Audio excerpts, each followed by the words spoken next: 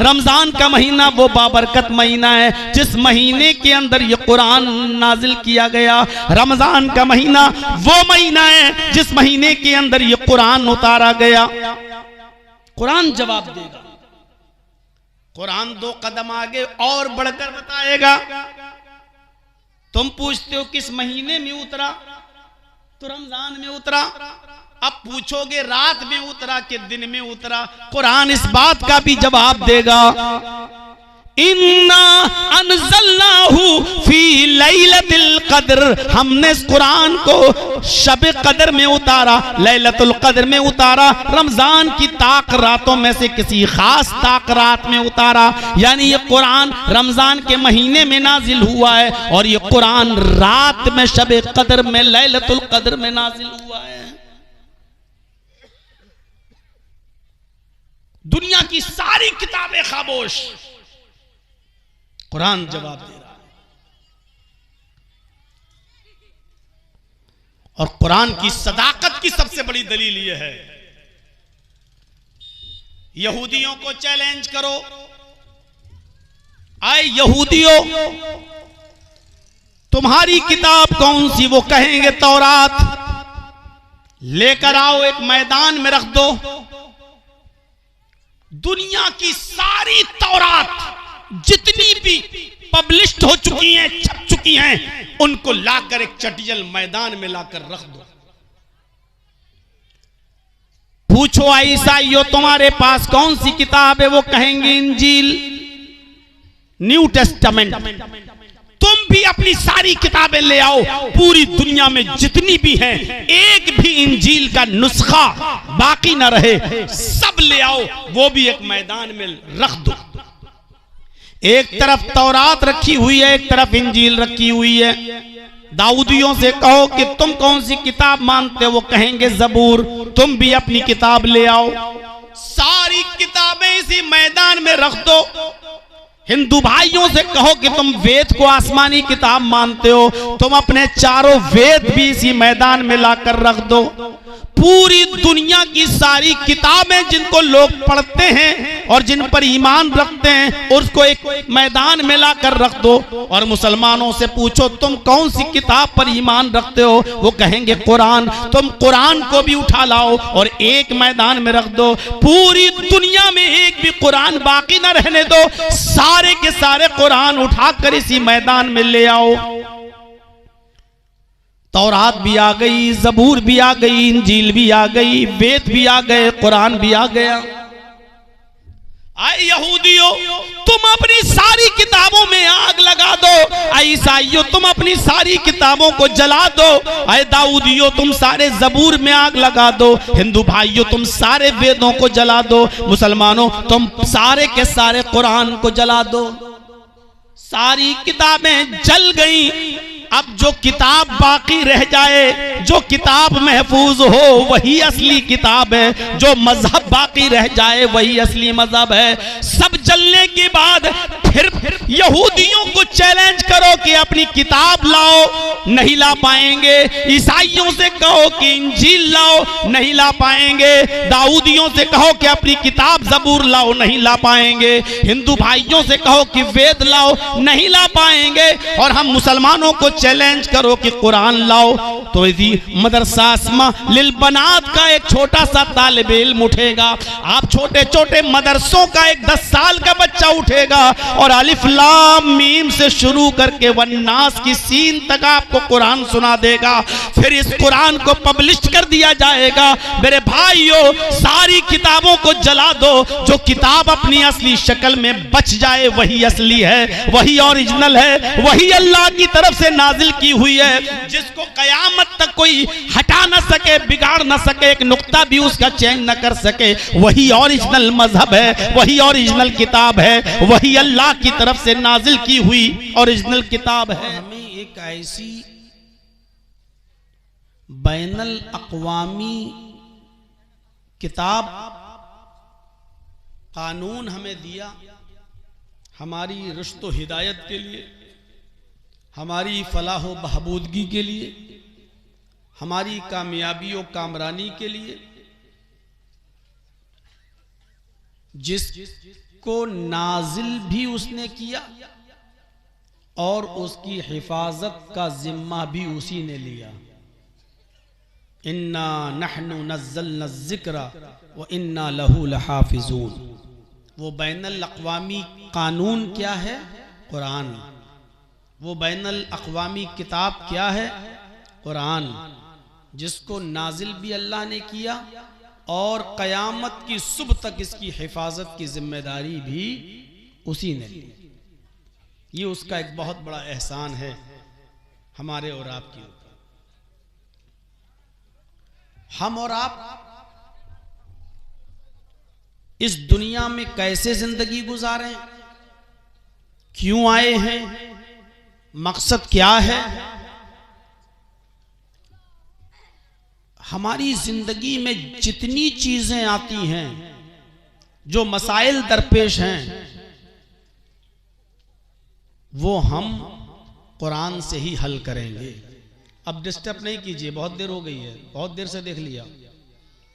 अब बैठ जाइए जिसको जहां जगह मिल रही है।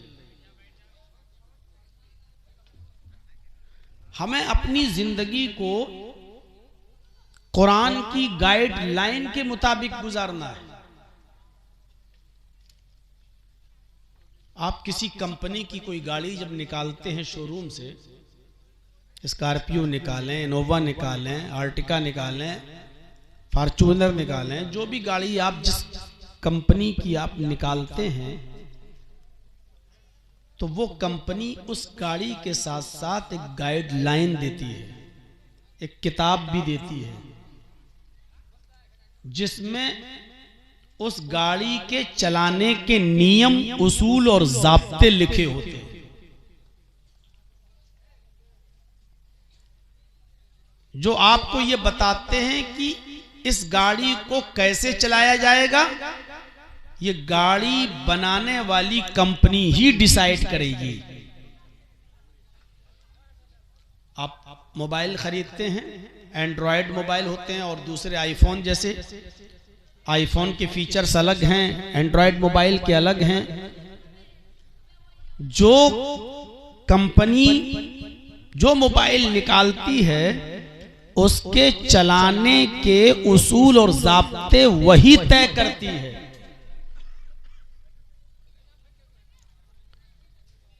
इस दुनिया को अल्लाह तबारक व तआला ने बनाया है, तो इस दुनिया को कैसे चलाया जाएगा, उसने इस दुनिया को चलाने के लिए भी हमें एक गाइडलाइन दी है कुरान करीम की शक्ल में। पता नहीं क्या हो रहा है।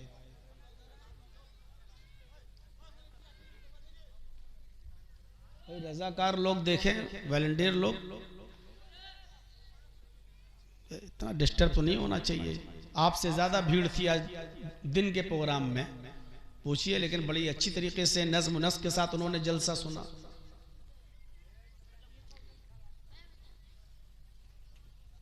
अगर गाड़ी चलाने वाले की जो नियम उसने बनाए हैं, उसके नियम के मुताबिक आप गाड़ी नहीं चलाएंगे तो वो एक्सीडेंट कर जाएगी, आपकी जान को खतरा है।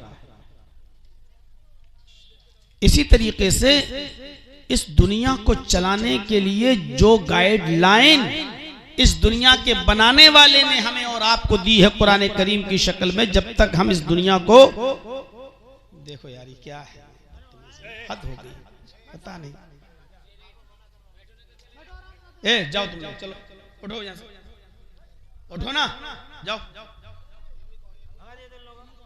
उठ चलो यहां से।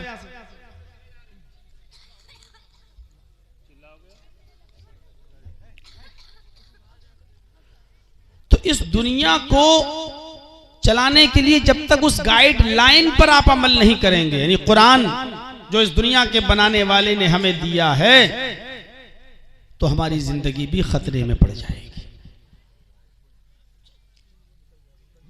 आपने अच्छी तरीके से इस मिसाल को समझ लिया होगा। अब आप समझ लीजिएगा हमारी जिंदगी के अंदर कुरान करीम की क्या अहमियत है। कहां जाना है कहां नहीं जाना है। जैसे ड्राइवर तय करता है, उस गाड़ी का मालिक तय करता है, इसी तरीके से इस दुनिया में हमें क्या खाना है क्या नहीं खाना है, क्या पीना है क्या नहीं पीना है, कैसे रहना है और कैसे नहीं रहना है, ये सारे फैसले इस किताब के अंदर दर्ज हैं। अगर हम इस दुनिया को इस किताब के हिसाब से चलाएंगे तो ये दुनिया चलेगी, वरना हमारी जिंदगी खतरे में पड़ सकती है। और उसकी हिफाजत की जिम्मेदारी अल्लाह ने ले ली। लौ अंज़लना हाज़ल क़ुरआन अला जबलिन लराइतहु खाशिअन मुतसद्दिअन मिन खशियतिल्लाह। हमने इस किताब को, इस कुरान को अगर किसी एक बहुत ऊंचे पहाड़ के ऊपर भी नाजिल किया होता, लराइतह, तो आए मोहम्मद सल्लल्लाहु अलैहि वसल्लम आप उस पहाड़ को देखते, खाशिअन मुतसद्दिअन, वो झुका जा रहा होता, फटा जा रहा होता। बहुत आसान उर्दू के अल्फाज इस्तेमाल कर रहा हूं ताकि मैं अपनी बात आपके जहन में बिठा सकूं। अगर हमने इस किताब को, कुरान को किसी बहुत बड़े पहाड़ पर भी नाजिल किया होता तो आप देखते ऐ नबी उस पहाड़ को कि वो झुका जा रहा होता, फटा जा रहा होता, मिन खशियतिल्लाह, अल्लाह के खौफ से, अल्लाह के डर से।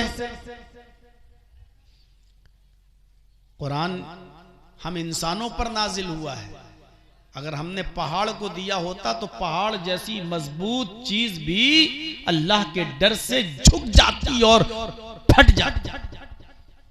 इंसानों, इस कुरान के नाजिल होने के बाद अल्लाह के खौफ से तुम्हारा दिल क्यों नहीं फटता?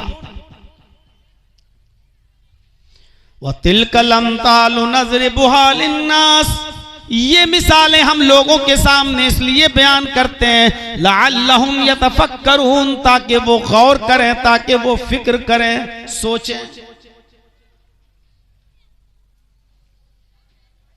ये है कुरान की अहमियत। अल्लाह ने कहा पहाड़ पर नाजिल किया होता तो वो भी फटा जा रहा होता, झुका जा रहा होता। इन्ना नहनु नज़्ज़लना ज़िक्र व इन्ना लहू लहाफ़िज़ून,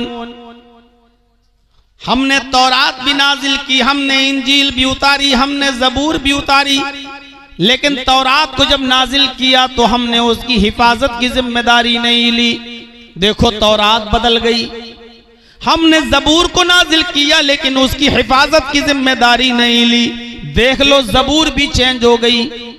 हमने इंजील को नाजिल किया लेकिन इंजील की भी हिफाजत की जिम्मेदारी हमने नहीं ली, इसलिए देख लो इंजील भी बदल गई, बाइबल भी बदल गई। लेकिन इस कुरान करीम को भी हमने नाजिल किया और इसकी हिफाजत की जिम्मेदारी भी हम ले रहे हैं। इन्ना नहनु नज़्ज़लना ज़िक्रा, इस जिक्र को, इस कुरान को नाजिल करने वाले भी हम हैं। व इन्ना लहू लहाफ़िज़ून, और इसकी हिफाजत भी हम ही करेंगे। इसकी हिफाजत की जिम्मेदारी जब अल्लाह ने ली तो देख लो 1400 साल पहले जिस कंडीशन में नाजिल हुआ था और आज भी उसी कंडीशन में, और क़यामत की सुबह तक भी इसी कंडीशन में रहेगा। कुरान करीम का ज़बर और ज़ेर तो बहुत दूर की बात, एक नुक्ता भी नहीं बदला जा सकेगा। क़यामत की सुबह तक कोई इसके अंदर कोई तब्दीली नहीं कर सकता। एक बदकमाश, एक जाहिल, एक बेगैरत इंसान उठा वसीम रिजवी के नाम से, जो कुरान को चेंज करने की बात करता था, कुरान को बदलने की बात करता था। कुरान से 40 आयतों को निकालने की एप्लीकेशन उसने सुप्रीम कोर्ट के अंदर दी। सुप्रीम कोर्ट ने उल्टा उसी के ऊपर जुर्माना लगा दिया, उसकी एप्लीकेशन को रिजेक्ट कर दिया। जो कुरान को बदलने चले थे अल्लाह ने उन्हीं को बदल डाला। मेरे भाइयों, वसीम रिजवी से उनको त्यागी बना दिया।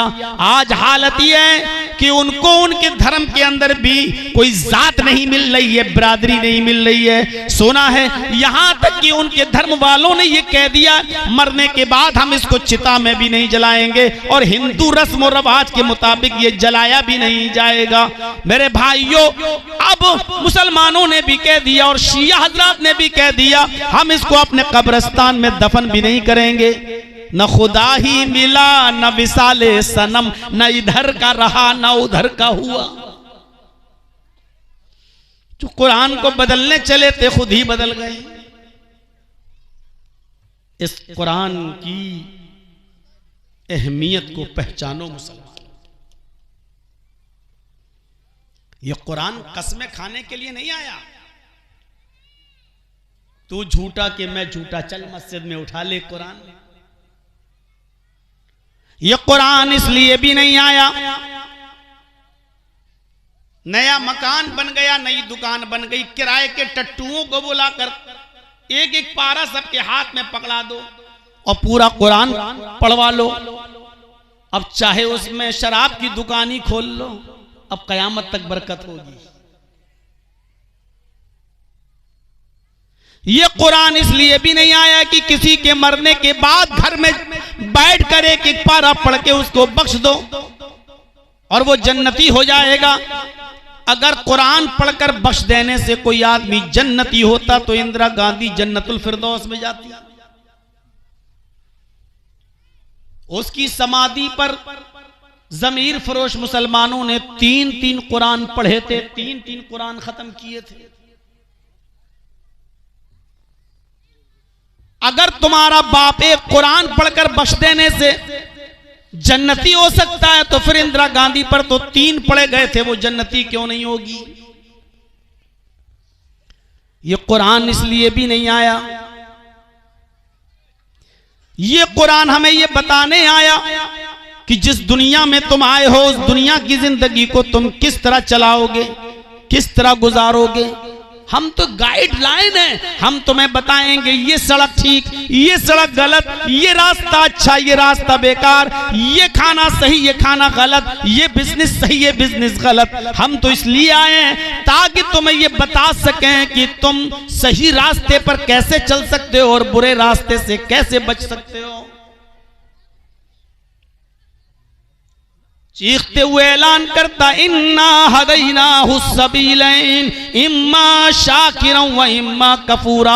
ओ लोगो, हमने तुम्हें दोनों रास्ते बता दिए हैं, हमने तुम्हें बुरा रास्ता और अच्छा रास्ता दोनों रास्तों की निशानदेही कर दी है। इम्मा शाकिरन व इम्मा कफूरा। अब अच्छे रास्ते पे चल के अल्लाह के शुक्रगुजार बंदे बन जाओ या बुरे रास्ते पे चल के अल्लाह के नाफरमान बंदे बन जाओ।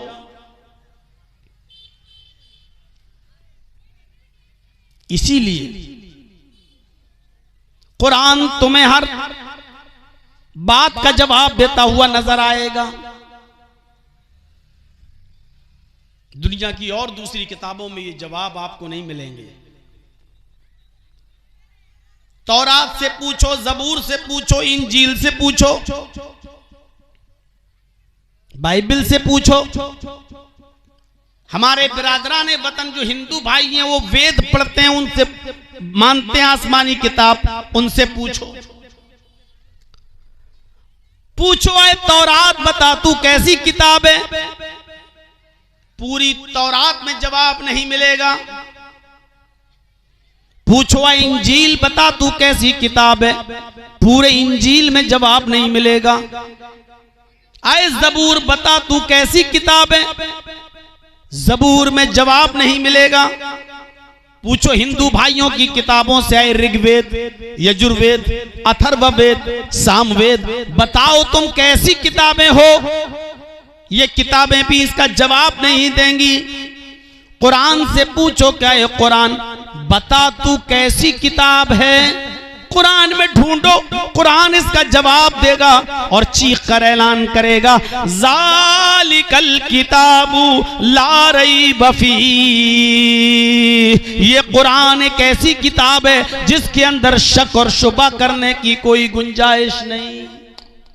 ये कुरान जवाब देगा। दुनिया की सारी किताबें खामोश, लेकिन कुरान आपको जवाब देगा। ये कुरान एक ऐसी किताब है जिसमें शक करने की कोई गुंजाइश नहीं। तौरात से पूछो किन लोगों के लिए तुझे उतारा गया है, जबूर से पूछो किन लोगों के लिए उतारा गया है, इंजील से पूछो किन लोगों के लिए तुम आई हो, वेदों से पूछो तुम किन लोगों के लिए भेजे गए हो। न तौरात जवाब देगी, न जबूर, न इंजील, वेद भी खामोश नजर आएंगे।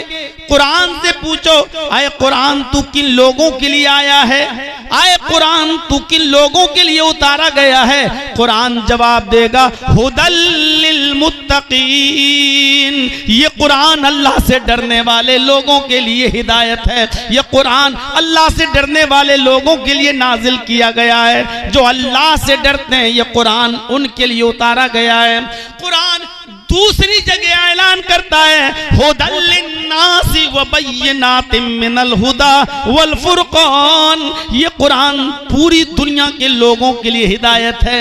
ये कुरान दुनिया की सारी इंसानियत के लिए हिदायत है। जो इसको तासुब, नफरत, घृणा की चादर उतार के पड़ेगा, ये कुरान उनको हिदायत देगा, ये कुरान उनको रोशनी देगा। मेरे प्यारे साथियों, ये कुरान सारी दुनिया की इंसानियत के लिए हिदायत है।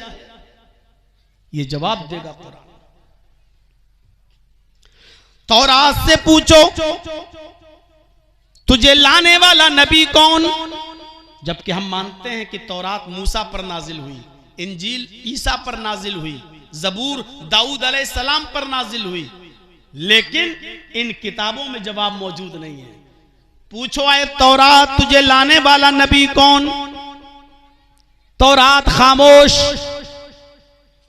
पूछो आए जबूर तुझे लाने वाला नबी कौन, जबूर खामोश। आए इंजील तुझे लाने वाला नबी कौन, इंजील भी खामोश। किसी भी हिंदू पंडित से पूछ लो कि ये वेद किसके ऊपर उतरे, कौन सा नबी लेके आया। रामचंद्र जी की जिंदगी पर लिखी हुई किताब क्या है, वो कहेंगे रामायण। कृष्ण जी की जिंदगी पर लिखी हुई किताब कौन सी, वो कहेंगे गीता और महाभारत। पूछो फिर ये वेद कैसी किताबें हैं, पूछो ये वेद का लाने वाला कौन है। ये आसमानी आकाशीय ग्रंथ इनको मानते हो, आसमानी किताबें तुम इनको मानते हो, तो इन किताबों का लाने वाला नबी कौन। कोई पंडित इसका जवाब नहीं दे पाएगा। वेदों में भी इसका जवाब मौजूद नहीं। तौरात खामोश, जबूर खामोश, इंजील खामोश, वेद खामोश।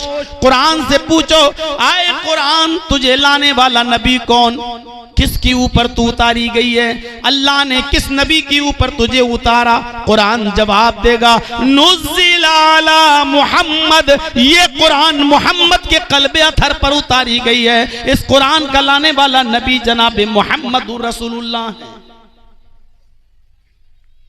कुरान जवाब दे रहा है। तौरात से पूछो, एक तौरात किस महीने में तू नाजिल हुई, खामोश। जबूर से पूछो, है जबूर तू किस महीने में उतरी, जबूर भी खामोश। यही सवाल दो कदम आगे बढ़कर इंजील से पूछो, है इंजील तू किस महीने में नाजिल की गई, इंजील भी खामोश। हिंदू भाइयों से पूछो तुम्हारे वेद किस महीने में उतरे हैं, किस महीने में नाजिल हुए, वेद भी खामोश। किसी किताब के पास इसका जवाब नजर नहीं आएगा। कुरान से सवाल करो, आए कुरान तू बता तू किस महीने में उतारा गया है, किस महीने में अल्लाह ने तुझे नाजिल किया है, किस महीने में तू उतरा है। कुरान आपको जवाब देगा, शहरु रमजान अल्लज़ी उनज़िला फ़ीहिल कुरान, रमजान का महीना वो बाबरकत महीना है जिस महीने के अंदर ये कुरान नाजिल किया गया। रमजान का महीना वो महीना है जिस महीने के अंदर ये कुरान उतारा गया। कुरान जवाब देगा। कुरान दो कदम आगे और बढ़कर बताएगा, तुम पूछते हो किस महीने में उतरा, तो रमजान में उतरा। अब पूछोगे रात में उतरा कि दिन में उतरा, कुरान इस बात का भी जवाब देगा। इन्ना अनज़लनाहु फी लैलतिल क़द्र, हमने इस कुरान को शब कदर में उतारा, लैलतुल क़द्र में उतारा, रमजान की ताक रातों में से किसी खास ताक रात में उतारा। यानी ये कुरान रमजान के महीने में नाजिल हुआ है और ये कुरान रात में शब कदर में लैलतुल क़द्र में नाजिल हुआ है। दुनिया की सारी किताबें खामोश, कुरान जवाब दे रहा है। और कुरान की सदाकत की सबसे बड़ी दलील यह है, यहूदियों को चैलेंज करो, आए यहूदियों तुम्हारी किताब कौन सी? वो कहेंगे तौरात। लेकर आओ, एक मैदान में रख दो, दुनिया की सारी तौरात जितनी भी पब्लिश्ड हो चुकी हैं, छप चुकी हैं, उनको लाकर एक चटियल मैदान में लाकर रख दो। पूछो ईसाइयों तुम्हारे पास कौन सी किताब है? वो कहेंगे इंजील, न्यू टेस्टामेंट। तुम भी अपनी सारी किताबें ले आओ, पूरी दुनिया में जितनी भी हैं, एक भी इंजील का नुस्खा बाकी ना रहे, सब ले आओ, वो भी एक मैदान में रख दो। एक तरफ तौरात रखी हुई है, एक तरफ इंजील रखी हुई है। दाऊदियों से कहो कि तुम कौन सी किताब मानते हो? वो कहेंगे जबूर। तुम भी अपनी किताब ले आओ, सारी किताबें इसी मैदान में रख दो।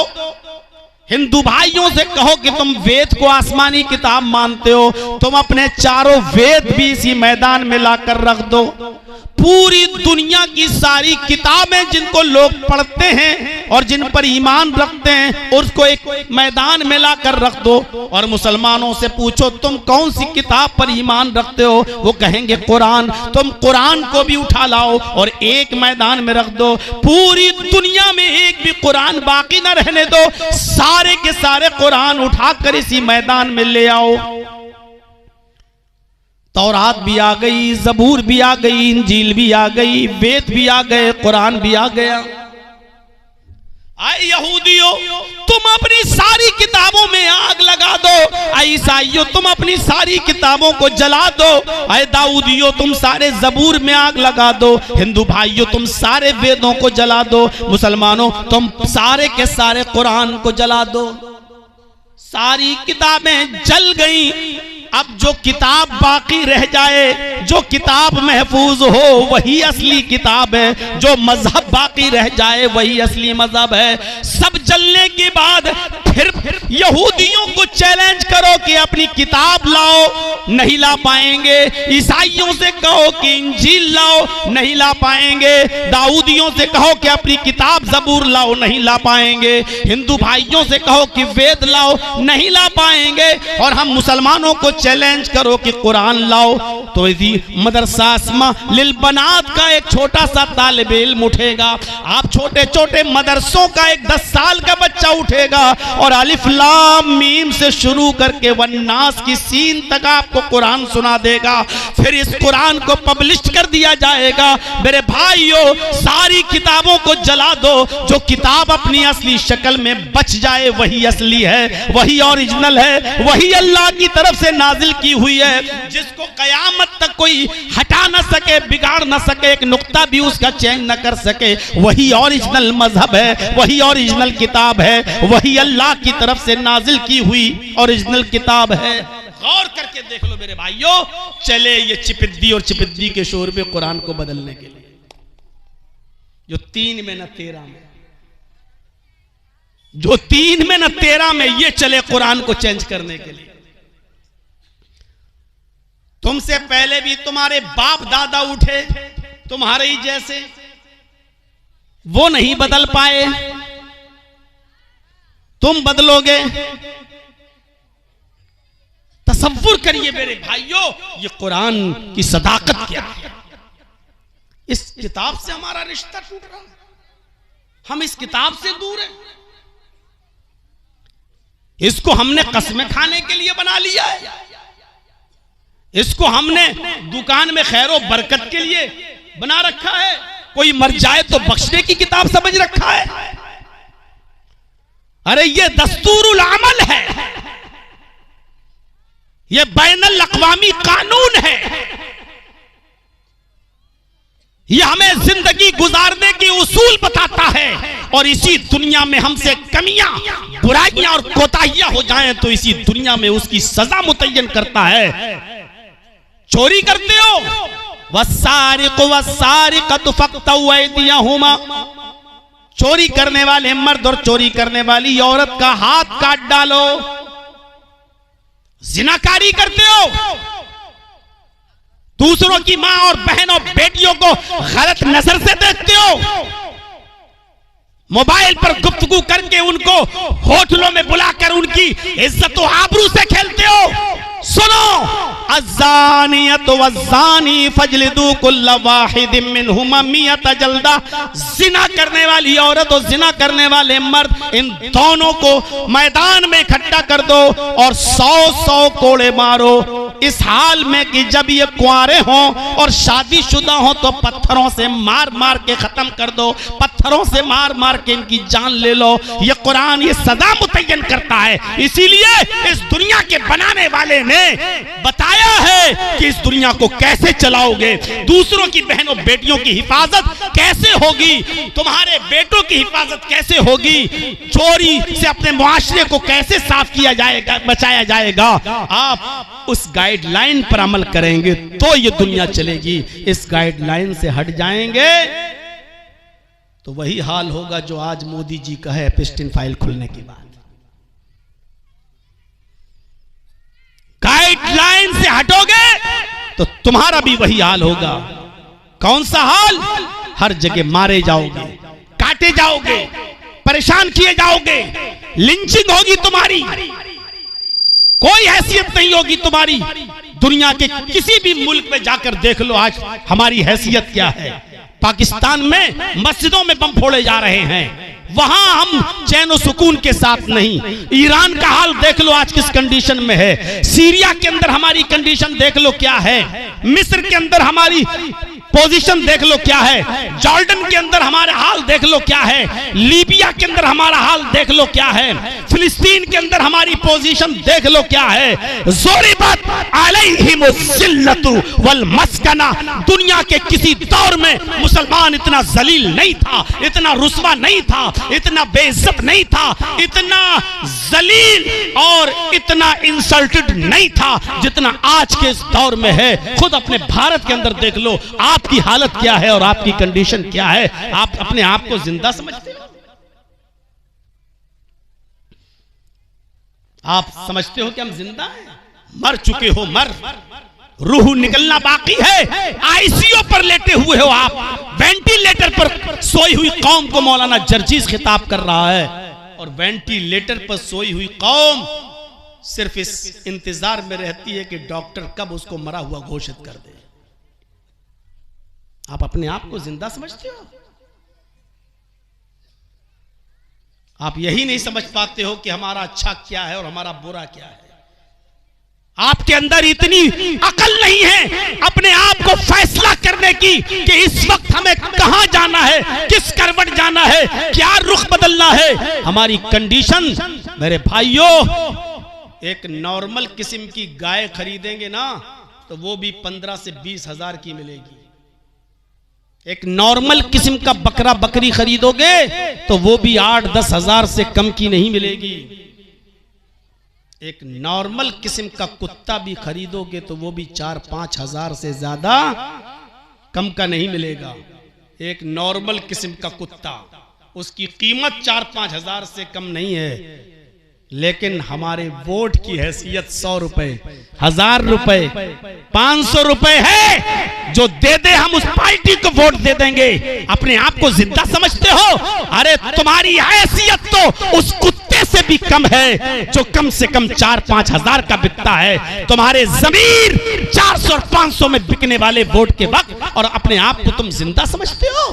ये सोई हुई कौम है, ये बेहिस कौम है, ये वेंटिलेटर पर सोती हुई कौम है, वेंटिलेटर पर पड़ी हुई कौम है। जो चाहता है तुम्हारा मजाक उड़ाता है, जो चाहता है तुम्हें लूट लेता है, जो चाहता है तुम्हारी जज्बात से खेल के चला जाता है, और तुम अपने आप को बहुत बड़ा सूरमा समझते हो, बहुत बड़ा बहादुर समझते हो। तुम वेंटिलेटर पर लेटी हुई और सोई हुई कौम हो। डॉक्टर को मरा हुआ घोषित करने की देर है। बस मैंने कह दिया जो कहना था, और जिसको समझना था वो समझ गया होगा कि मौलवी जर्जीस ने क्या कहा। मेरे भाइयों, गाइडलाइन ये कुरान है, इसके मुताबिक हमें अपनी जिंदगी को गुजारना है, इसके मुताबिक हमें अपनी जिंदगी को परखना है। कुरान हैसियतें बदलता है, हम जानते नहीं है कुरान क्या है। सुनिए, दिल चाहता है कि आज आपको बता दूं कुरान कितनी अजीम किताब है, आपको बता दूं। और सुनिए, जुआ मक्के में होता था, शराब मक्के में पी जाती थी कुरान के नाजिल होने से पहले। जिनाकारी मक्के में होती थी, खाने काबा का तवाफ औरतें बिल्कुल नंगी होकर बरहना होकर किया करती थी, कपड़े का एक तार नहीं। ये मक्के की हैसियत थी। सीरत की किताबें पढ़िए, मक्के को लोग उम्मुल खबाइस कहते थे, सारी बुराइयों की जड़, सारी बुराइयों की मां मक्का। शराब इतनी पीते थे कि उनके घर में जब बच्चा पैदा होता था तो सबसे पहले उसके मुंह में शहद का कतरा नहीं, मां अपने दूध का कतरा नहीं डालती थी, शराब का ड्रॉप, शराब के कतरे उसके मुंह में डाले जाते थे। जुआ इतना खेला जाता था, रकम हार गए तो मकान लगा दिया, मकान हार गए तो बीवी लगा दी, और बीवी भी जुए में हार गए तो अपनी 15, 16, 18 साल की जवान बेटी जुए में लगा दी। ये जुए का हाल था। लड़की पैदा होती थी, 4 साल तक उसको पालने और पोसने के बाद कहा जाता था बीवी नहला इस बच्ची को, अच्छे कपड़े पहना। जैसे किसी को फांसी दी जाती हो तो उसको पहनने के लिए नए कपड़े दिए जाते हैं, फांसी के तख्ते पर लटकाने से पहले उसको नए कपड़े पहनाए जाते हैं, उसको नहलाया जाता है, और उसके बाद में फिर उसको फांसी के तख्ते पर ले जाया जाता है। इसका बाप कहता था अपनी बीवी से, मेरी बेटी को नहला, खुशबू लगा, नया कपड़ा पहना। मां अपनी बेटी को नहलाती थी, धुलाती थी, नए कपड़े पहनाती थी, और फिर 4 साल की इस बच्ची को इसका जालिम बाप हाथ पकड़ के मेले के बहाने ले जाता था, और जंगल में गड्ढा पहले से खुदा होता था, धक्का देता था, ऊपर से मिट्टी डाल के उसको पाट देता था, और वो अब्बू अब्बू चीखती और चिल्लाती रहती थी, और जब तक वो मर नहीं जाती थी तब तक वहां से आता नहीं था। और जब यकीन कर लेता था कि मेरी बेटी मर गई होगी, तब वो आता था अपने मोहल्ले में और जश्न मनाता था, अपने दोस्तों के साथ शराब का दौर चलता था। अपनी बेटी को मारने के बाद, कत्ल करने के बाद, दफनाने के बाद जश्न चलता था। मेरे भाइयों, उम्मुल खबाइस था मक्का, मक्के को लोग तमाम बुराइयों की जड़ कहते थे। इसीलिए इस बुराई को रोकने के लिए अल्लाह ने कहा कुरान में, वइज़ल मौऊदतु सुइलत, क़यामत के दिन अल्लाह इस जिंदा, दरगोर और दफन की हुई लड़की को जिंदगी देगा, उसको ज़बान देगा, और फिर उससे पूछेगा बिअय्यि ज़म्बिन क़ुतिलत, तुझे किस जुर्म में मारा गया, तुझे तेरे बाप ने किस जुर्म में कत्ल किया, क्यों दफन किया, तेरा कसूर क्या था। वो छोटी सी 4 साल की बच्ची अपनी जबान से चीख कर कहेगी, अल्लाह मेरा कसूर ये था कि तूने मुझे मेरे बाप के घर में लड़की बनाकर पैदा किया था, मैं लड़की बनकर इस घर में पैदा हुई, यही मेरा जुर्म था। मेरे प्यारे साथियों, ये मक्का उम्मुल खबाइस, तमाम बुराइयों की जड़, तमाम बुराइयों की मां था। लेकिन अल्लाह ने जब मक्के में कुरान नाजिल किया, अल्लाह ने जब मक्के में कुरान उतारा, अल्लाह ने जब मक्के में कुरान उतारा, तो कुरान की बरकत से उस मक्के को उम्मुल कुरा बना दिया, सारी बस्तियों की मां बना दिया। जुआ वहां से मिट गया, शराब के मटके फोड़ दिए गए। अल्लाह ने जब कुरान नाजिल किया तो लड़कियों की हिफाजत होने लगी। इतनी हिफाजत हुई कि जो लोग लड़कियों के पैदा होने के बाद मार डाला करते थे, उन्हीं लोगों में जब लोग कुरान पर ईमान लाने लगे तो बाप के मरने के बाद बेटी को अपने बाप की वरासत से हिस्सा मिलने लगा। भाई के मरने के बाद भाई की वरासत से बहन को हिस्सा मिलने लगा, और बेटे के मरने के बाद बेटे की वरासत से उसकी मां को हिस्सा मिलने लगा। मेरे भाइयों, शौहर के मरने के बाद शौहर की वरासत से बीवी को हिस्सा मिलने लगा। ऐसा अल्लाह रब्बुल आलमीन ने कुरान की बरकत से उस औरत को इज्जतदार बना दिया, ये मकाम बख्श दिया। आज सारी दुनिया देखकर दंग है कि इस्लाम ने इतना बड़ा मकाम इस औरत को दे दिया। आज भी हिंदू धर्म में औरत को पाप की देवी कहा जाता है। हिंदू धर्म में कहा जाता है कि आदम को, आशू को स्वर्ग से, जन्नत से निकलवाने वाली यही औरत है। शैतान ने बहकाया कि फल खा लो, इस दरख्त के पास चले जाओ, तो आदम तो नहीं जा रहे थे, हव्वा ही जबरदस्ती लेकर गई और आदम हव्वा की बातों में आए और उस दरख्त का फल खा लिए। अल्लाह ने दोनों को, आदम और हव्वा को, जन्नत से निकाला। आदम तो नहीं जा रहे थे लेकिन हव्वा लेकर गई, इसलिए पहला जो गुनाह हुआ, जो पाप हुआ, वो हव्वा ने करवाया। दुनिया में जो भी औरत जो भी गुनाह करेगी, उसका जो भी मर्द गुनाह करेगा औरत पर पड़ेगा, क्योंकि औरत पाप को जन्म देने वाली है। पाप को जन्म औरत ने दिया है। पाप की देवी कहा जाता है औरत को हिंदू धर्म के अंदर। इस्लाम ने औरत को पाप की देवी नहीं कहा है। इस्लाम ने कहा है कि लड़की जब घर में पैदा होती है तो रहमत के दरवाजे खुल जाते हैं, रहमत लेकर आती है। इस्लाम ने औरत को रहमत करार दिया, लड़की को रहमत बताया। इस कुरान की बरकत से अल्लाह ने मक्के को उम्मुल कुरा बना दिया, सारी बस्तियों की मां बना दिया। सुनिए, कुरान जिस महीने में नाजिल हुआ, अल्लाह ने उस महीने को भी सैयदुश शुहूर बना दिया। भाई 29-30 दिन हर महीने में होते हैं, मुहर्रम, सफर, रबीउल अव्वल, रबीउल सानी, जमादुल अव्वल, जमादुल सानी, रजब, शाबान, रमजान, शव्वाल, ज़िक़ादा, ज़िलहिज, हर महीने में 29 या 30 दिन होते हैं। रमजान में भी 29-30 दिन है, लेकिन इन 12 महीनों में सबसे अफजल महीना कौन सा है? रमजान, जो अभी 15 दिन के बाद आने वाला है।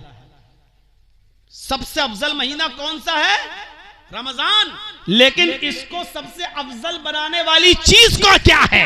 रमजान को सबसे मुबारक और सबसे अजीम महीना बनाने वाली चीज क्या है? वो है कुरान। शहरु रमजान अल्लज़ी उन्ज़िला फ़ीहिल कुरान, रमजान का महीना वो महीना जिस महीने में कुरान नाजिल हुआ। तो रमजान तमाम महीनों का सरदार बन गया, और रमजान को तमाम महीनों का सरदार किसने बनाया? कुरान। और जानते हो, सुनो, जिस रात में कुरान नाजिल हुआ, अल्लाह ने उस रात की तकदीर बदल दी, उस रात की आजमत बदल दी। आप आज जागेंगे, कल जागेंगे, क्या सवाब मिलेगा? जलसा सुनने आए हो, 12-1-2 बजे तक जलसा खत्म, क्या सवाब मिलेगा? सुन लो। लेकिन जिस महीने में कुरान उतरा, उस महीने की जिस रात में कुरान उतरा, अल्लाह ने उस रात की आजमत को बुलंद करते हुए क्या कहा? लैलतुल क़द्र खैरुम मिन अल्फि शहर। शब कदर का जागना, जिस रात में कुरान नाजिल हुआ, उस रात में अल्लाह की इबादत करना 1000 महीनों की इबादत से बढ़कर है। ये शब कदर की इबादत, ये शुभरात वाली नहीं जो कल परसों गई है, इसका तो कोई सबूत ही नहीं है, इसकी कोई हैसियत ही नहीं। भले ही तुम कब्रिस्तान में जागे हो, मोमबत्तियां जलाई हो, चिराग जलाए हो, दुआएं मांगी, कुछ भी की हो, इस रात की कोई हैसियत ही नहीं। और जिन हदीसों में हैसियतें बताई गई इस रात की, वो इंतहा दर्जे की कमजोर, इंतहा दर्जे की ज़ईफ रिवायतें हैं जिस पर एतबार नहीं किया जा सकता। रमजान में जिस रात में कुरान उतरा, उस रात की इबादत का सवाब क्या है? लैलतुल क़द्र खैरुम मिन अल्फि शहर, 1000 महीनों की इबादत से ज्यादा। 1000 महीने, दिन नहीं, महीने। 12 महीने का 1 साल, तो 1000 महीनों के कितने साल हो गए? 83 या 84। कैलकुलेट कर लीजिएगा, जरा देख लीजिएगा, डिवाइड करके 1000 को 12 से डिवाइड कीजिएगा, 83 या 84 आएगा। एक रात का 5 रातें बताई गई हैं, अल्लाह के रसूल भूल गए थे, है तो एक ही रात, लेकिन वो थी कौन सी रात वो आप भूल गए। आ रहे थे लोगों को बताने, रास्ते में झगड़ा हो रहा था, आप उसका फैसला कराने लगे, उस झगड़े को आप दूर कराने लगे, आपके जहन से खत्म मिट गया कि वो रात कौन सी थी। तो अब क्या करें? तो आपने फरमाया कि आखिरी अशरे की 10 रातें जो उनमें 5 हैं, ताक रातों में तलाश करो, यानी 21, 23, 25, 27, 29, इनमें से कोई एक है, इनमें से कोई एक है। तो अब हमें 5 जागना है, 5 में से कोई एक मिलेगी, लेकिन हकीकत में वो रात एक ही है, जागना 5 है, 5 में से कोई एक है। अब ये पता ही नहीं कि वो कौन सी है। अब यही पता होती तो आदमी 5 क्यों जाग लेता? फिर एक ही ना जागे। सवाब 5 रातों के जागने का मिलेगा, लेकिन उस एक रात की इबादत का सवाब अलग से 1000 महीने की इबादत का सवाब, यानी 83 या 84 साल की इबादत का सवाब मिलेगा।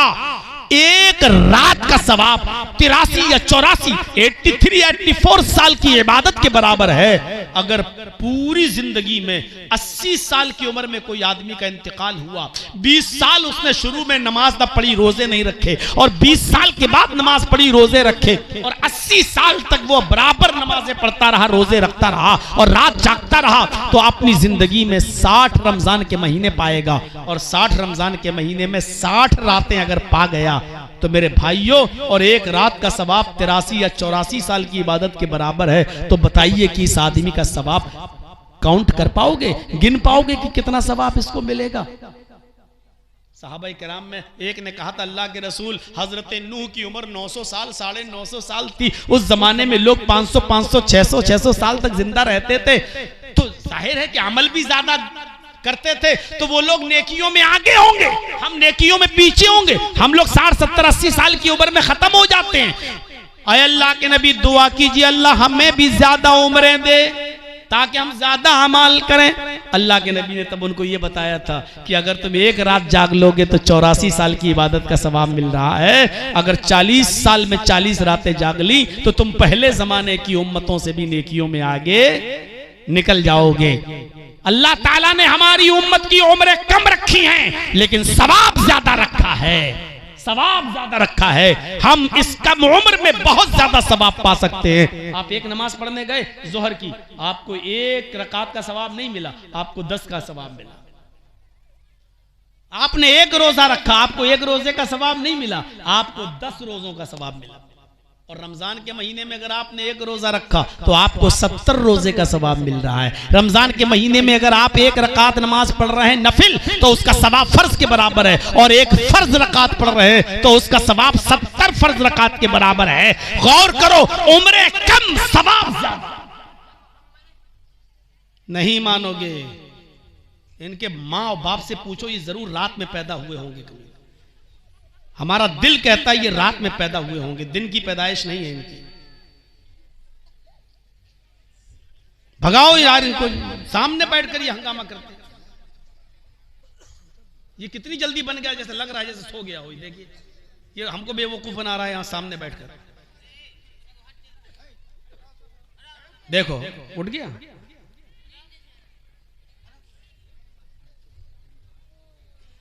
मिजाज बदल दिया आप लोगों ने। तो बच्चे पैदा करना बहुत आसान है, तरबियत करना जरूरी है। इनको तरबियत अच्छी नहीं मिल रही है। चलिए चलिए, अब अगर तो मेरे भाइयों हमारी उम्रें कम है, वक्त कम है, लेकिन सवाब ज्यादा रख दिया है ताकि हम कयामत के दिन पिछली उम्मतों से सवाब में पीछे न रह जाएं। ये कुरान जो फरिश्ता लेकर आया, भाई जिब्राइल अलैहिस्सलाम क्या थे? एक फरिश्ते थे। तौरात लेके आए फरिश्ते थे, जबूर लेके आए फरिश्ते थे, आम फरिश्तों की तरह, कोई हैसियत नहीं, जो सबकी वही इनकी। लेकिन जिब्राइल को तमाम फरिश्तों का सरदार कब बनाया गया?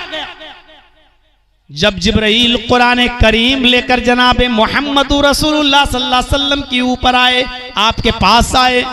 अल्लाह ने कहा जिब्राइल तुम कुरान जैसी मुकद्दस किताब लेकर हमारे नबी के पास जा रहे हो, अब तुम मामूली फरिश्ते नहीं रहे हो। इस कुरान की बरकत से आए जिब्रील तुम्हें सैयदुल मलाइका का खिताब दिया जा रहा है। अल्लाह ताला ने कुरान की बरकत से जिब्राइल अलैहिस्सलाम को सैयदुल मलाइका बना दिया। क्या मकाम अता किया, आपके समझ में आ रहा है ना? मक्का को उम्मुल कुरा बना दिया, रमजान को सैयदुल शुहूर बना दिया, रमजान की उस रात को जिस रात में कुरान उतरा उसको खैरुम मिन अल्फि शहर, 1000 महीनों की इबादत से बढ़कर बता दिया। जिब्राइल कुरान लेकर आए तो सैयदुल मलाइका तमाम फरिश्तों का सरदार बना दिया। और जिब्रील जिस नबी पर कुरान लेकर आए, अल्लाह ने उस नबी को सैयदुल इमामुल अंबिया, तमाम नबियों का इमाम बना दिया। अंदाजा लगाइए कुरान की बरकत। ये कुरान जिस नबी पर नाजिल हुआ, अल्लाह ताला ने उस नबी को इमामुल अंबिया बना दिया, तमाम नबियों का इमाम। बैतुल मक़दिस में आपने तमाम नबियों की इमामत की, सारे नबी आपके पीछे खड़े हैं, मुहम्मद रसूलुल्लाह आगे खड़े हैं। आपने उनको नमाज पढ़ाई और सारे नबियों ने आपके पीछे नमाज पढ़ी। अल्लाह ने आपको इमामुल अंबिया बना दिया। और सुनो मेरे भाइयों, कुरान जो लोग पढ़ते हैं और कुरान जो लोग पढ़ाते हैं, अल्लाह ताला ने इनके मकाम को और इनके मर्तबे को भी बुलंद कर दिया। अल्लाह के नबी फरमाते हैं खैरुकुम मन तअल्लमल कुरान व अल्लमह, तुम में सबसे बेहतर लोग वो हैं जो कुरान को खुद सीखते हैं और दूसरों को सिखाते हैं। कुरान का पढ़ने वाला दुनिया का सबसे अच्छा तालिब इल्म और कुरान का पढ़ाने वाला दुनिया का सबसे अच्छा उस्ताद। ये है उलमा का मकाम और ये है इल्म का मकाम। मैं ये नहीं कह रहा हूं कि केमिस्ट्री मत पढ़ो, मैं ये नहीं कह रहा हूं फिजिक्स मत पढ़ो, मैं ये नहीं कह रहा हूं बायो मत पढ़ो, मैं ये नहीं कह रहा हूं आपसे कि आप मैथ मत पढ़ो। कुरान जब कोई इंसान पढ़ेगा और कुरानी तालीम हासिल करेगा तो ये सारी चीजें तो उसको ऑटोमेटिकली पढ़ना पड़ेंगी, वरना कुरान को कैसे समझोगे? कुरान सारे उलूम का सरचश्मा है, हर इल्म है कुरान के अंदर। बल्कि आज के जमाने में जो science, math, bio, physics, chemistry वगैरह आज के जमाने में जो पढ़ा है वो बहुत जल्दी और बहुत आसानी के साथ कुरान को समझ लेता है। और ये चीजें न पढ़ने वाला आसानी से कुरान को नहीं समझ पा रहा है। डॉक्टर शिव शक्ति स्वरूप का नाम आपने सुना होगा, ना सुना हो तो सुनो, मैं मिल चुका हूं। भोपाल की सरजमीन पर एक डॉक्टर हैं जिनका पहले नाम था शिव शक्ति स्वरूप, MBBS MS डॉक्टर। कौन से? MBBS MS सर्जन, छोटे मोटे सर्जन नहीं, बड़े सर्जन। किसी मुस्लिम दोस्त ने इनको इंग्लिश में कुरान दे दिया कि आप इसका मुताला करिए, स्टडी करिए। डॉक्टर शिव शक्ति स्वरूप अपना काम भी करते रहे, हॉस्पिटल भी देखते रहे, और कभी मौका मिलता तो कुरान पढ़ते गए। जब वो 18वें पारे में सूरह मोमिन पर पहुंचे तो उनके सामने से एक आयत गुजरी जिसका तर्जुमा उन्होंने इंग्लिश में पढ़ा। वो तर्जुमा पूरा साइंटिफिक था। उन्होंने जो साइंस में पढ़ा था, बायो में पढ़ा था, उन्होंने कहा कि अल्लाह, 1400 साल पहले तो साइंस का पता भी नहीं था, अल्ट्रासाउंड वजूद में नहीं आया था, फिर इतनी गहरी चीज 1400 साल पहले इस कुरान में कहां से आई? लक़द ख़लक़नल इंसान मिन सुलालतिन मिन तीन थुम्मा जअलनाहु नुत्फ़तन फ़ी क़रारिन मकीन थुम्मा ख़लक़नन नुत्फ़ता अलक़तन फ़ख़लक़नल अलक़ता मुज़ग़तन फ़ख़लक़नल मुज़ग़ता इज़ामन फ़कसौनल इज़ाम लहमा। कुरान की आयतें वो पढ़ते हैं, इसके तर्जमे पर गौर करते हैं। सुनो इसका तर्जुमा। लक़द ख़लक़नल इंसान मिन सुलालतिन मिन तीन, हमने इंसान को मिट्टी के खुलासे से पैदा किया, मिट्टी के सत से पैदा किया, मिट्टी के एसेंस से पैदा किया।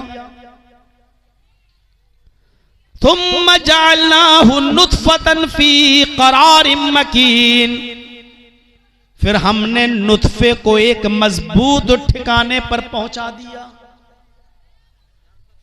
कुरान लेकर आने वाले मोहम्मद को कैसे मालूम कि वो नुत्फा बच्चे दानी में जाकर मजबूत ठिकाने पर पहुंच जाता है? ये तो आज की अल्ट्रासाउंड मशीन बताती है। मियां बीवी मिले, हस्बैंड वाइफ का ताल्लुक कायम हुआ, पानी का कतरा रहमे मादर में गया, पानी की हकीर बूंद रहमे मादर में गई, बच्चे दानी के अंदर गई, वो इतनी मजबूत जगह पर पहुंच जाती है कि सुबह जब औरत उठती है तो नाश्ता भी बनाती है, खाना भी बनाती है, बर्तन भी धोती है, पोछा भी लगाती है, चलती भी है, फिरती भी है, लेटती भी है, लेकिन पानी का वो कतरा जहां पहुंच गया वहां से टस से मस नहीं होता, वहां से हिलता डुलता नहीं, वो अपने मकाम पर पहुंचकर अपना काम करना शुरू कर देता है।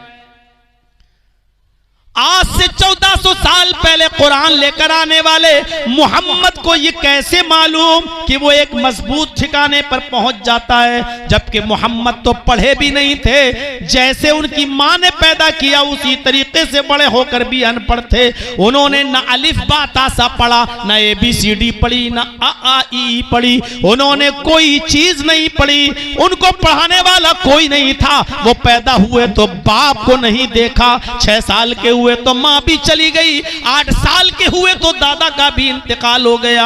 अरे मोहम्मद को पढ़ाने लिखाने वाला कोई नहीं, फिर इतनी बड़ी साइंस मोहम्मद को किसने बता दी कि वो नुत्फा, वो पानी का कतरा एक मजबूत ठिकाने पर पहुंचा दिया गया। अभी वो आगे पढ़ रहा है, सुम्मा खलक़नन नुत्फ़ता अलक़तन फ़ख़लक़नल अलक़ता मुज़ग़तन फ़ख़लक़नल मुज़ग़ता इज़ामन फ़कसौनल इज़ाम लहमा। फिर हमने पानी के उस कतरे को, उस नुत्फे को जमा हुआ खून बना दिया, फिर जमे हुए खून को गोश्त का लोथड़ा बना दिया, फिर गोश्त के लोथड़े को हमने हड्डी बना दिया, फिर हड्डी के ऊपर हमने गोश्त पहना दिया, फिर हड्डी के ऊपर हमने गोश्त चढ़ा दिया।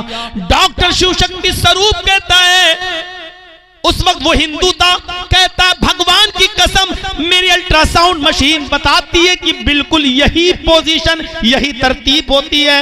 यानी वो पानी का कतरा पहले जमा हुआ खून बनता है, फिर उसके बाद में गोश्त का लोथड़ा बनता है, फिर गोश्त के लोथड़े के बाद हड्डी बनता है, फिर हड्डियों के ऊपर भी गोश्त चढ़ाया जाता है, बिल्कुल इसी कंडीशन से बनता है।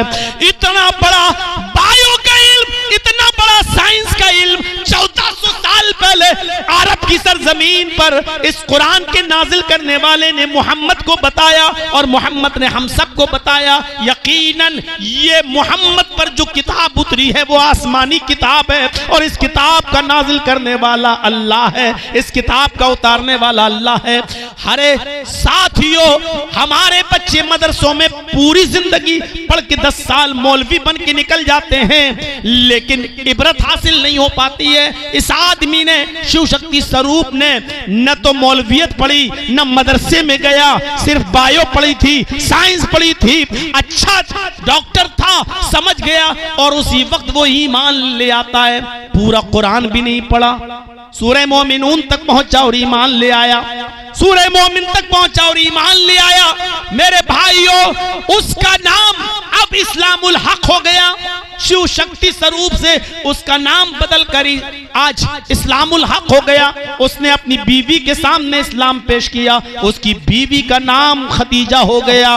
फिर उसने अपनी बेटी को भी दावत दी और उसकी बेटी भी इस्लाम ले आई। उसकी बेटी आज आयशा के नाम से जानी जाती है, आज भी पढ़ती है और एमएस के आखिरी साल में यानी एमबीबीएस कर चुकी है, वो भी एमएस कर रही है, अपने बाप के नक्शे कदम पे चल रही है।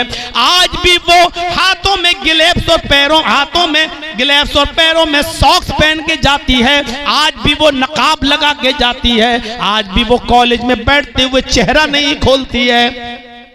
हमारे यहाँ मदरसों की बच्चियां भी, मदरसों में पढ़ने वाली लड़कियां भी जलसों में जलेबियां खरीदती हुई नजर आएंगी, चूड़ियां खरीदती हुई नजर आएंगी। पर्दा सीखना हो तो इनसे सीखो। मैं कहना यह चाहता था मेरे भाइयों कि जो लोग साइंस, फिजिक्स और केमिस्ट्री पढ़े हैं वो ज्यादा कुरान को समझने वाले हैं। क्यों? क्योंकि कुरान इन उलूम का सरचश्मा है, इन उलूम से भरा पड़ा है। ज़कात कितनी है? साहिब इस्तिताअत पर 40 रुपए में 1 रुपया, 100 रुपए में 2.5 रुपए, 1000 में 25 रुपए, 1 लाख में 2,500 रुपए, ऐसी जोड़ते जाओ। 50 लाख रुपए में कितनी ज़कात निकलेगी? फंस जाओगे। 1 करोड़ में कितनी ज़कात निकलेगी? 5 करोड़ में कितनी निकलेगी?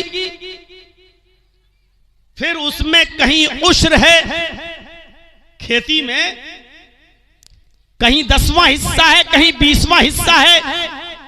धान और आपके गेहूं में आसमान से बारिश हो, उस पानी से अगर अनाज पैदा हुआ हो तो उसमें ये हिस्सा देना पड़ेगा, और सरकारी पानी से जिसमें आपका पानी खर्च हुआ उससे अगर धान और अनाज पैदा हो तो उसमें इतना। ये सारा हिसाब किताब आप जब तक मैथ नहीं पढ़ेंगे आप नहीं दे पाएंगे। इसलिए कुरान को समझने के लिए मैथ का पढ़ना भी जरूरी है। इसका मतलब ये हुआ कि कुरान दुनियावी इल्म हासिल करने से इंसान को नहीं रोकता है। आप दुनियावी इल्म हासिल नहीं करेंगे, आप ज़कात का हिसाब किताब नहीं निकाल पाएंगे। जर्जीत साहब का इंतकाल हो गया। जर्जीत साहब की एक बेटी है, 2 बेटे हैं। बेटी को कितना हिस्सा दिया जाएगा विरासत में? बेटों को कितना मिलेगा? जर्जीत साहब की बहन जिंदा है, उसको कितना मिलेगा? जर्जीत साहब की मां जिंदा है, उसको कितना मिलेगा? किसी का 1/2 है, किसी का 1/4 है, किसी का 1/6 है, किसी का 1/8 है। ये बटों में जो तकसीम हो रही है, वरासत किस तरीके से दी जाएगी, अदा की जाएगी? जब तक आप मैथ नहीं पढ़ेंगे आप वरासत इल्मुल फराइज का मसला हल भी नहीं कर सकते हैं। इसका मतलब यह है कि कुरान का इल्म हासिल करने वाले के लिए जरूरी है कि वो मैथ में भी माहिर हो। कुरान का इल्म रखने वाले के लिए जरूरी है कि वो साइंस में भी माहिर हो, वो बायो में भी माहिर हो, वो केमिस्ट्री में भी माहिर हो। ऐसे कैसे समझ जाएंगे आप कुरान?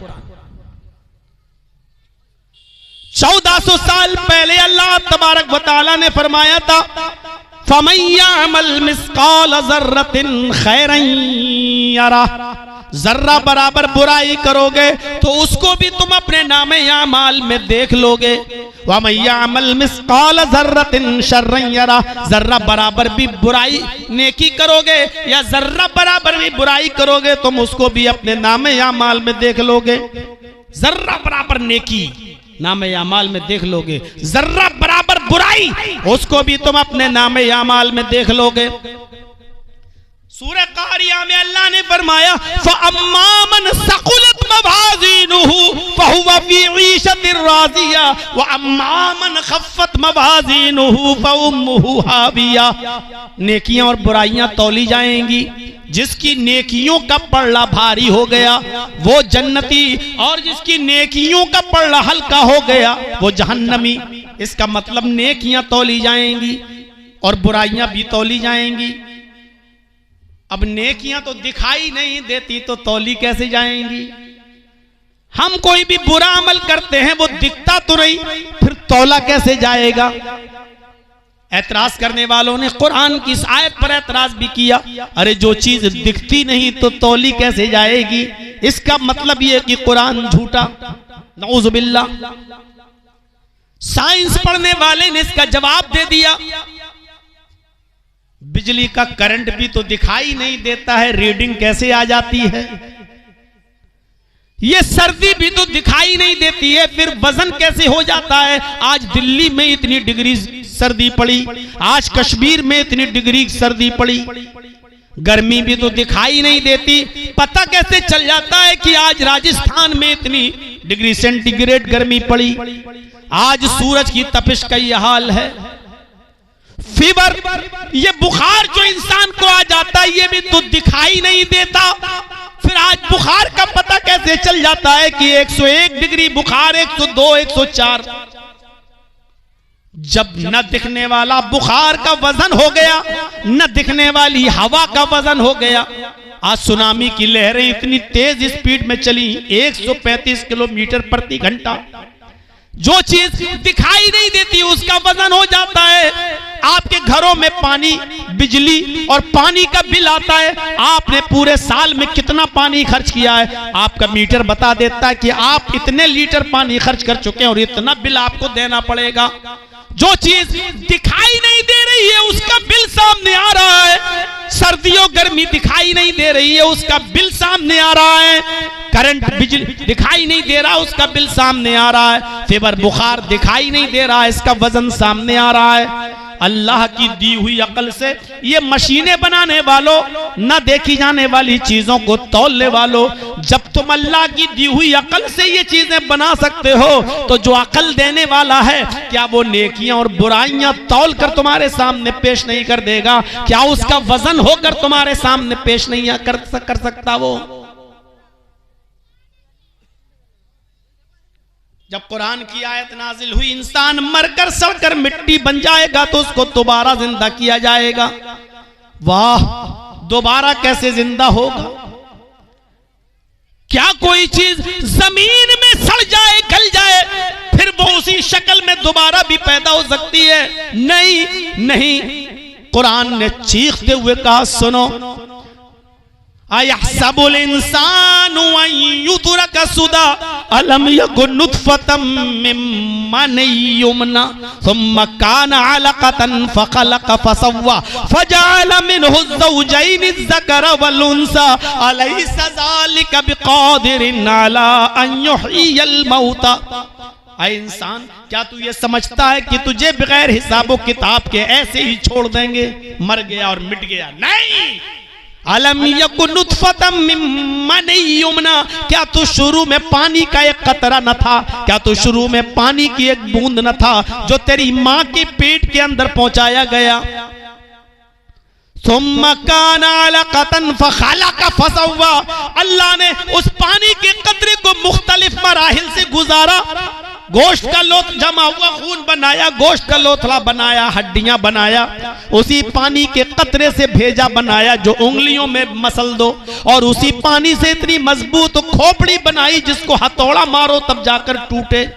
उसी पानी के कतरे से कान बनाए जिससे तुम सुन लेते हो, और उसी पानी के कतरे से तुम्हारी आंखें बनाई 2 चमकते हुए ट्यूबलाइट दिए, तुम्हारे दिमाग में हजारों तारों का कनेक्शन डाला और तुम्हारी आंखों को चमकाकर तुम्हारी आंखों में रोशनी पैदा कर दी। ये चांद जो हमारी जमीन से 2,40,000 मील की बुलंदी पर है, और ये सूरज जो हमारी जमीन से 9,30,00,000 मील की बुलंदी पर है, एक सेकंड के अंदर तुम सूरज को देख लेते हो। तुम्हें इतनी तेज रोशनी थी उस आंखों में कि एक सेकंड में तुम सूरज को देख लेते हो, एक सेकंड में तुम चांद को देख लेते हो। इतनी तेज स्पीड रोशनी तुम्हारी आंखों में उसने डाली, और फिर उसी से अल्लाह ने तुम्हारे उंगलियों की पोर भी बनाए, पकड़ने के लिए हाथ बनाया, चलने के लिए पैर बनाया, धड़कने के लिए दिल बनाया।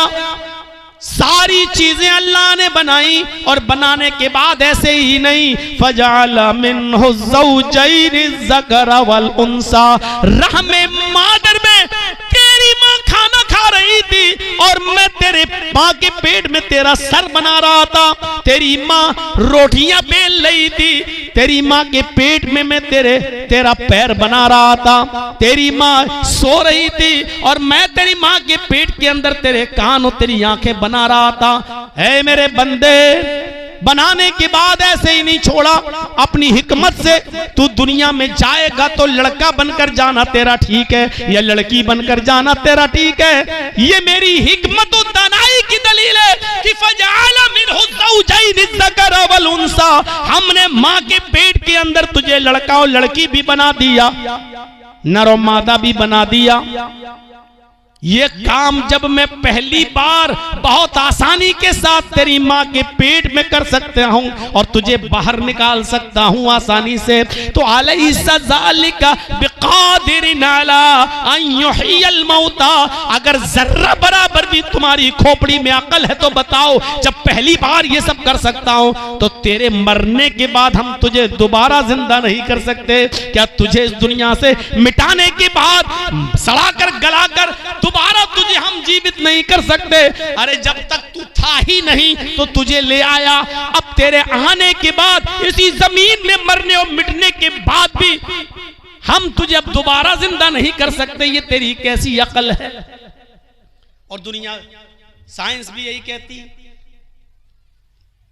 ताजा दाना जमीन में डालते हो, वो पहले सड़ता है, गलता है, अपना नामो निशान मिटाता है, उसके बाद में उसमें कली फूटती है, फिर उसके बाद में वो जमीन से बाहर आता है और दोबारा खिलखिलाने लगता है। तो एक इंसान को कब्र में गाड़ो, सड़ जाए, गल जाए, मिट जाए, तो क्या फिर उससे उसकी कली नहीं फूट सकती है और उसको हम दोबारा जीवित नहीं कर सकते हैं? मेरे प्यारे साथियों, गौर करो, ये सब कुरान हमें बतला रहा है और इसको समझने के लिए साइंस की सख्त जरूरत है। इसलिए मदरसों में सिर्फ बच्चों को मुल्ला मौलवी बना के मत छोड़ो।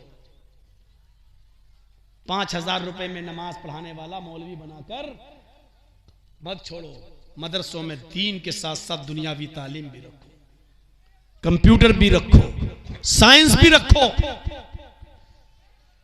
टेक्नोलॉजी भी रखो, बच्चों को मैथ भी पढ़ाओ, क्योंकि कुरान की तालीम हासिल करने के लिए जरूरी है कि दुनियावी तालीम भी हासिल की जाए। इन तमाम तालीमात को हासिल किए बगैर मेरे भाइयों आप सही हक अदा नहीं कर सकते, सही सिमत की तरफ आप नहीं जा सकते। कुरान ने 1400 साल पहले कहा, इज़ा शम्सु कुव्विरत, सूरज की रोशनी को हम लपेट लेंगे। जब सूरज की रोशनी लपेट दी जाएगी, आज साइंस बताती है कि सूरज धीरे धीरे अपनी रोशनी कम करता जा रहा है, सूरज की रोशनी धीरे धीरे कम हो रही है, और सूरज जितनी रोशनी कम करता है ये जमीन उतनी थोड़ी सी ऊपर बढ़ जाती है, ऊपर की तरफ आ जाती है, क्योंकि जमीन को सूरज की जितनी गर्मी चाहिए जीवित रहने के लिए, तो जमीन सूरज की उतनी गर्मी को लेने के लिए ऊपर की तरफ बढ़ जाती है। धीरे धीरे सूरज की गर्मी कम होती जाएगी और जमीन धीरे धीरे ऊपर की तरफ बढ़ती जाएगी।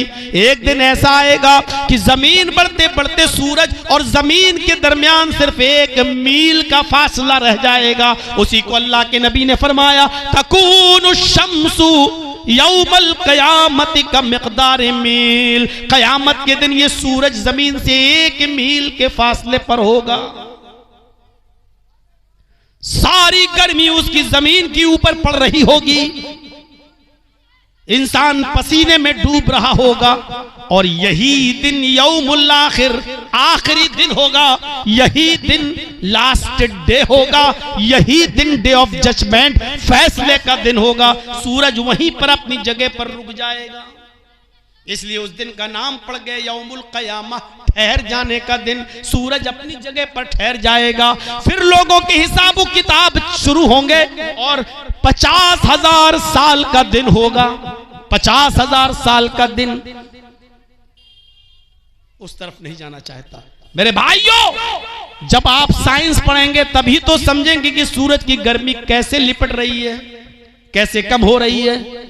अल्लाह ने फरमाया समाउन फतरत, ये आसमान फट जाएगा। साइंस पढ़ोगे तभी तो समझोगे कि आसमान कैसे फटेगा। वइज़ल बिहारु सुज्जिरत, समंदर भड़का दिए जाएंगे। आसमान से जब चीजें गिरेंगी तो सूरज भी गिरकर जमीन के ऊपर गिरेगा। जब सूरज जमीन के ऊपर गिरेगा तो सूरज के अंदर जलने वाली गैस जलाएगी, आग लगाने वाली गैस आग लगाएगी।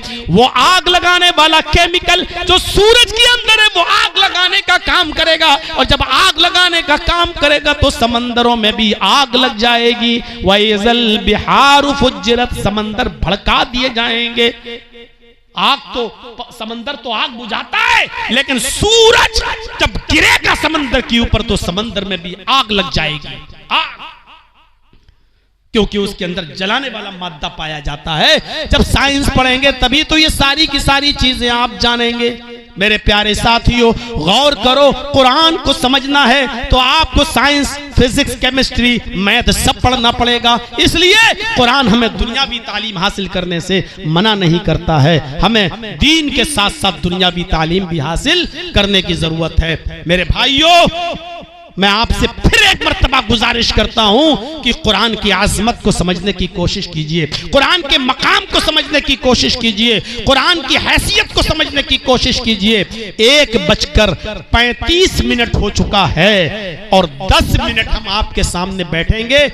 इतनी देर आपके सामने हमने बताया इल्म के ऊपर, कुरान के ऊपर, और ये मदरसे जो आपके चलते हैं इसमें कुरान की तालीम दी जाती है, कुरान की तालीम से आरास्ता और पैरास्ता किया जाता है। ये इदारे आप ही के ताउन से चलते हैं। इसलिए मेरे भाइयों, पूरे हिंदुस्तान में हम कहीं चंदा नहीं करते हैं, लेकिन आप लोगों का हाल और आप लोगों का मिजाज देखकर मुझे चंदा करना पड़ता है कि आपके हम मदरसे इसी ताउन पर चलते हैं। इसलिए 10 मिनट बैठकर मैं आपसे इस इदारे के लिए ताउन मांगूंगा। अब्दुल सलाम साहब साबिक मुखिया हैं, उन्होंने 2 डिसमिल जमीन जिसकी कीमत 3 लाख रुपए है वो इन्होंने दी है। 2 डिसमिल जमीन जिसकी कीमत 3 लाख रुपए और नकद भी उन्होंने 1000 रुपए दिया है। अल्लाह रब्बुल आलमीन उनके इस ताउन को कबूल फरमाए और अल्लाह उनकी